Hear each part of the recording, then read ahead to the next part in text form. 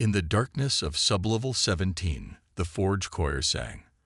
The choir wasn't made of people. It was a ring of autonomous machines, old Earth-era industrial AI repurposed to operate Tarsus' deepest fabrication halls. Their voices weren't human anymore.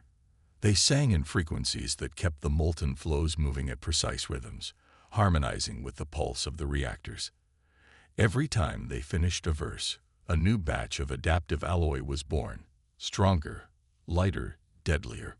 Myra Cowell descended alone into the forge, the synthetic air heavy with heat and memory. Walls glowed with soft red light. Behind sealed glass, drones carved plasma cannons with monomolecular precision. The choir's song echoed faintly through the reinforced halls like a machine lullaby.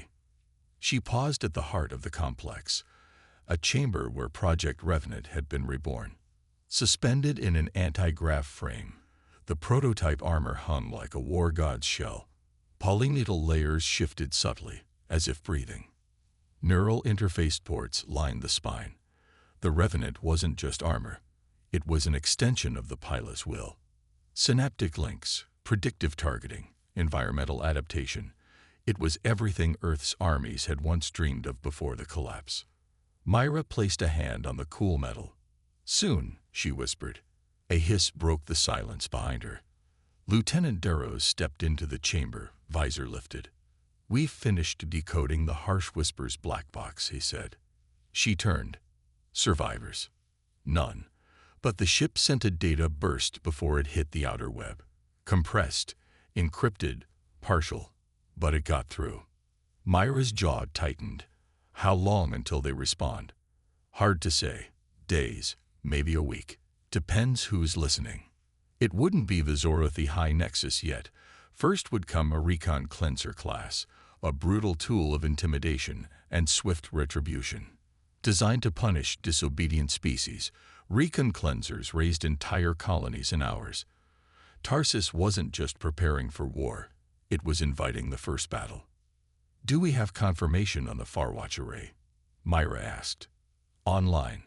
Power routing stable. Deep cryo satellites already deploying to outer orbit." Good. The Farwatch array would give them early detection. They didn't need to win every fight. They just had to control when the fight started. That was the Tarjan way. Strike first, vanish second, and leave behind nothing but ash and questions. Darrows hesitated before speaking again.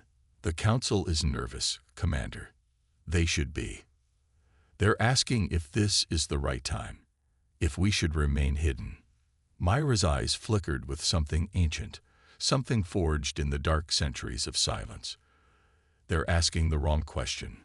We were never going to be left alone forever. The galaxy just remembered we exist. If we wait, we die later. If we act." She let the silence finish the sentence. Darrows straightened. "Then we act." As they rose from the forge and back toward the surface, Myra thought of the old Earth histories, of forgotten revolutions, lost empires, and fallen tyrants. Tarsus had been forgotten too. But in the depths, they had kindled something powerful, something pure. Not vengeance, not conquest. Freedom, fire-tested, iron-willed, and utterly human. And the galaxy would learn. What it forgot, it would fear. The Zorothi Recon Cleanser fleet emerged from hyperspace like a wound tearing open the void. 6 dreadnoughts, 40 skirmish ships, and a command vessel carved in obsidian black metal hovered at the edge of the Tarsus system. To most civilizations, this show of force was more than a warning. It was a promise of erasure. These ships didn't negotiate. They didn't listen. They leveled, they erased, they moved on. But Tarsus wasn't most civilizations. From within the command vault, Commander Myra Cowell stood in the nerve center of the planetary defense web. Holographic readouts flickered across the chamber. Trajectory arcs, energy pulses, weak points in Zorothi formation patterns. Tarjan strategy wasn't brute force, it was engineered brutality. "Fleet is holding position at 3.1 AUs, Darrows reported. "No signal yet. They're scanning, probing, waiting for a mistake." Myra didn't blink. We won't give them one. Initiate protocol silence. Instantly, all Tarjan orbital beacons shut down. Civilian drones went dark. Even the artificial magnetosphere they used to mask energy signatures dispersed. To the Zorathi, it would look like the planet had gone dead. Wait. Minutes passed. The Zorathi commander, eager for conquest, took it. The dreadnoughts advanced. That was the signal. Engage the web, Myra ordered. From hidden satellites buried in asteroid belts and cloaked behind moons, the Tarjan defense net came to life. Invisible beams of grav distortion webbing locked the Zorathi formation in place for a split second. Just enough. Tarjan rail cannons, positioned underground and shielded from orbital scans, opened fire with tungsten slugs accelerated to near-light speed. 2 skirmish ships vanished instantly, turned into shards of burning alloy. Targeting blind spots, Daros confirmed. They didn't see it coming. The Zorathi responded with rage. Plasma lances cut through the void, hammering into Tarsus' upper atmosphere. 1 rail cannon emplacement took a direct hit. Hundreds died. But for every blast the Zorathi fired, Tarsus answered with 3, each one precise, silent, merciless. Then came the final phase, Whisper Protocol. Micro-stealth drones, undetectable by conventional sensors, had already slipped aboard 3 enemy vessels during the scan phase. When Myra gave the word, they unleashed electromagnetic hell, disabling internal systems, fusing circuits, and triggering controlled detonations from within. 1 dreadnought imploded. Another listed helplessly as fire tore through its lower decks. Panic spread through the alien fleet. The Zorathi didn't understand. This wasn't the resistance of a dying world. This was a calculated military doctrine, born in silence and sharpened by centuries of survival. And the final blow hadn't even fallen yet. Broadcast the message, Myra said quietly. Across the system, the signal echoed into every enemy frequency. Greater than we are Tarsus. You believed us dead.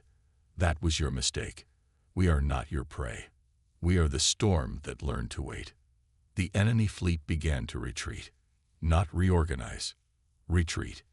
Daros exhaled. They're running. No, Myra corrected. They're going to scream. She turned to the display showing distant systems, systems that had long endured Zorathi domination in silence. They'll know we're alive now. And far beyond Tarsus, those who'd lost hope would hear the echoes of war and realize the galaxy's balance was shifting. On the slave moon of Drevelis, a Varn technician named Relka heard the Tarjan broadcast through a stolen comm shard. The message spread like a virus. Carried on backdoor frequencies and encrypted in ancient Terran code, it slipped past Concord firewalls and into the darkest corners of the galaxy. In one day, 50 resistance cells confirmed the impossible. The humans of Tarsus were alive, and they'd just defeated a recon cleanser fleet. Relka, long forced to calibrate the weapon systems that oppressed her own species, listened to the broadcast 3 times before she whispered to herself. They fought back, and they won. She wasn't the only one listening. In the sulfur caverns of Rezek Prime, Dreknir miners beat coded rhythms on the stone walls, messages meant for rebels hiding deep below. In the shattered ruins of a forgotten Terran outpost, a group of exiled cyborgs known as the Iron Choir retrieved the Tarjan blueprints hidden inside the signal's data packet, schematics for pulse disruptors, anti-ship mines, and portable energy cloaks, all constructed from common materials found on dozens of Concord worlds. Tarsus hadn't just sent a message. They sent tools. Inside the Tarjan command center, Myra Cal monitored the spread. The transmission had been broken into fragments and seeded into old galactic frequencies, most thought obsolete. Every message contained not only the story of Tarsus, but hope wrapped in instruction. In the right hands, those fragments would become fire. Daros stood beside her, reviewing reports. We've had signal returns from over 80 systems, 20 confirmed active insurgencies within the week. They're moving faster than expected. Because they were waiting, Myra replied. All they needed was proof that the Concord could bleed. And bleed it did. In the Balfour Ring world, Concord garrisons went dark as sabotage bombs crafted from Tarjan schematics tore through their reactors. On Varnholm worlds, Zorathi puppet governors were overthrown by mobs armed with homemade disruptors. In the wastes of Irelion, a massive Concord processing facility was stormed and liberated, its enslaved workers now calling themselves the Ashbourne Militia, a name lifted from Tarjan myth. The Zorathi High Nexus responded with fury, deploying purifier units and enacting planetary blackouts. But it was too late. They were reacting now, chasing sparks, while Tarsus was setting entire systems ablaze. Within Tarsus itself, the Defense Corps worked tirelessly. New armor prototypes were in testing. Strike ships were being constructed in asteroid foundries. Sleeper agents embedded in Concord supply chains began activating after decades of silence.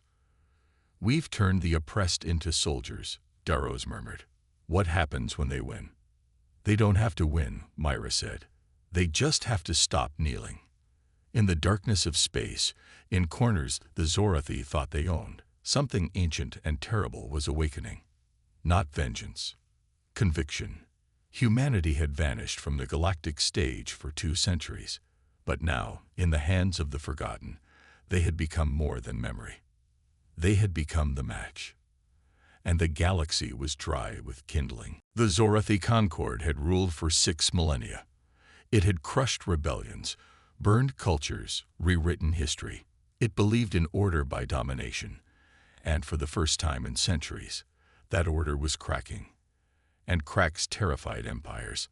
So the High Nexus responded the only way it knew how: overwhelming force. At the edge of the Tarsus system, a purgation armada emerged, one not meant to intimidate, but to annihilate. It dwarfed the Recon Cleanser fleet tenfold. Planet killers, orbital scorchers, bioentropy warheads, all sanctioned, all armed. The message was clear. You do not resist the Concord and live. But Tarsus was ready. Inside Vault 10, deep beneath the crust of the planet, Myra Cal stood in front of the Echovale array, a silver lattice of hyperspace distorters humming with quiet menace. Around her, engineers monitored quantum flux fields and phase distortion metrics. They were about to unleash Tarsus' most dangerous creation. Are the satellites in position? She asked. Darrows checked the readings. Phase anchors aligned. Veil deployment at your command. Do it. In orbit, dozens of stealth satellites activated simultaneously, weaving an invisible net of warped gravity fields. The effect was subtle, barely detectable, but devastating. As the Zorathi fleet entered range, their navigational systems began to falter. Hyperspace lanes twisted. Targeting became unreliable. Internal comms degraded into static. The Zorathi commanders assumed it was interference, until the first dreadnought drifted into the path of its own escort and shattered on impact. Then came the real strike. From the dark side of Tarsus Moon, hidden shipyards released ghost vessels, unmanned warcraft piloted by quantum-linked A's. They zipped through the disrupted void like wraiths, piercing the chaos with high-yield torpedoes designed to bypass Zorathi shields. 3 capital ships went down in the first 4 minutes. But the Concord didn't flinch. It didn't know how. In retaliation, they launched the Solar Fang, a sun ignition warhead designed to detonate Tarsus' star, turning the system into a supernova grave. The people of Tarsus watched the warhead breach their sun's corona. But Tarsus hadn't survived centuries to die on a gamble. The Echovale array had one last function. Darrows looked up from his station. Hyperlock engage. The solar warhead froze mid-detonation, suspended in an artificial time fracture. Its countdown continued endlessly, forever caught between 1 second and the next. The weapon had become its own tomb. Myra stood silent, watching the enemy fleet try to comprehend what had just happened. They brought a god-killer, she murmured, and we put it in a cage. The Zorathi fleet began to falter. Their formations broke. A few ships fled. Others held position, paralyzed by uncertainty. No one in the Concord had ever faced an enemy like this, not simply clever, not merely brave, but unpredictable. Tarsus didn't fight to survive. It fought to teach. And now, the galaxy was watching the Empire bleed. The Zorathi Concord had long believed that fear was the foundation of peace, that the conquered would never unite, that resistance would always burn out in isolation. But then came Tarsus, and from the ashes of silence, something unthinkable began to form: unity. In the aftermath of the failed purge, rebel signals surged across the stars. No longer whispers. They were now calls to arms. On shattered moons and enslaved ringworlds, from cybernetic enclaves to hidden jungle strongholds, species long subjugated by the Concord began to speak to one another, not in the Zorathi tongue, but in the Tarjan one, in the language of resistance. They called it the Pact of Tarsus. At its heart, Tarsus remained still, a planet on fire with preparation. Myra Cal watched from the command vault as the first fleet of refugee delegates arrived. Varn emissaries, Drekner tacticians, fugitive Terran AI clusters, even defectors from the Zorathi's outer ranks. Together, they formed the Coalition of Free Worlds, a loose but determined alliance bound by one rule: no more empires. Inside the ancient Earth-built amphitheater known as the Crucible, the first Coalition summit took place. Myra stood before them, not as a ruler, but as a representative of what survival could become. "Tarsus is not your leader," she said. "We're your reminder. That chains rust. That silence breaks. That tyranny ends when we decide it must." Some doubted. Some feared. But the proof was in orbit. Zorathi wreckage drifting like shattered pride. The Coalition wasn't just talk. It had plans. Drekner engineers unveiled a new class of hybrid strike vessels, combining Tarjan stealth with Drekner pulse weapons. The Varn offered their covert infiltration units, masters of sabotage after centuries under the yoke. Even the Iron Core, the exiled cyborg remnants of Earth's last AI legions, pledged their fleets, swearing allegiance not to a people, but to the idea of liberty. But unity had a price. From within the Coalition, a mole, an agent of the Concord, leaked the location of a secret rebellion shipyard on the frozen world of Kalvarn. Within days, it was obliterated. Thousands of freedom fighters lost. Suspicion followed. Accusations flew. The Coalition nearly fractured before it began. Myra acted fast. Tarjan operatives traced the breach, uncovered the infiltrator, and executed a live neural burst transmission, broadcasting the betrayal and justice in real time to every Coalition outpost. Cold, clinical, undeniable. "We do not repeat the Concord's mistakes," she told them. "We do not rule through fear, but we will not let rot take root. We must be sharp, because what we build must outlast us." It worked. The Coalition held. And slowly, the galaxy began to change. Zorathi outposts fell. Slaves freed themselves before Tarjan fleets even arrived. Former enemies fought side by side. Victory wasn't guaranteed, but momentum was. The Concord still ruled much of the stars. But now, for the first time, it looked over its shoulder and saw a forgotten colony standing at the head of a rising tide. The Concord's homeworld burned for 7 days, not from invasion, not from a Coalition strike, but from its own pride.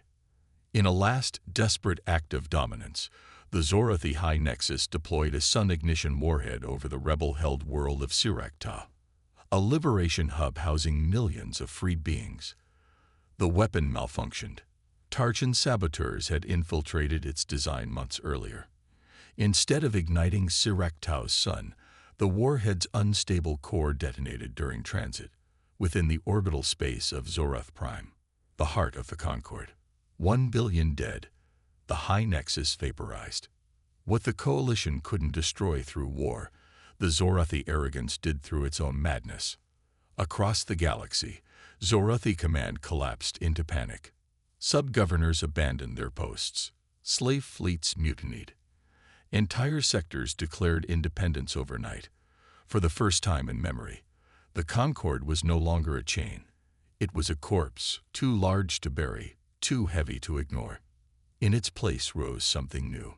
From orbit above Tarsus, the Great Coalition Assembly convened, on a vessel that once belonged to a Concorde dreadnought, now stripped of its markings and renamed the Ashlight. Delegates from 100 species met there, bound by the scars of war and the will to reshape what had broken them. Myrakel, older now, stood before them not as a general, but as a voice. "We didn't come this far to become what we defeated," she said. "We don't need a new empire. We need a promise that no species, no colony, no mind will be forgotten again." The coalition charter was ratified within a day. No centralized rule, no ruling species. Power would be distributed, rotating councils, shared fleets, multilingual protocols, and an open technological archive seeded with Tarjan innovation. Even Earth's old AI legacies, long exiled, were given a seat, guardians, not governors. Tarsus refused to lead. It had never wanted power, only freedom. But freedom comes with a price: vigilance. Coalition operatives remained active, hunting down rogue Zorothi warlords, dismantling slaver rings, and ensuring the Concorde didn't rise again under another name. The fight didn't end with the fall, it evolved. And in that new galaxy, the story of Tarsus became legend. Children on Varnia learned it in schools. Monuments were carved on moons that once held prison camps. Songs echoed in Dreknir, hives about the colony beneath the ash, where the fire of rebellion never died. Even among the stars where no human foot had ever stepped, the name Tarsus became more than a place. It became a reminder that what is forgotten is not always lost, that silence is not surrender, that humanity, buried and left for dead, rose not to conquer the galaxy, but to teach it how to fight back. And when the stars shifted once more, when the next empire threatened to rise, the galaxy would remember. The flame began on Tarsus, and it never went out.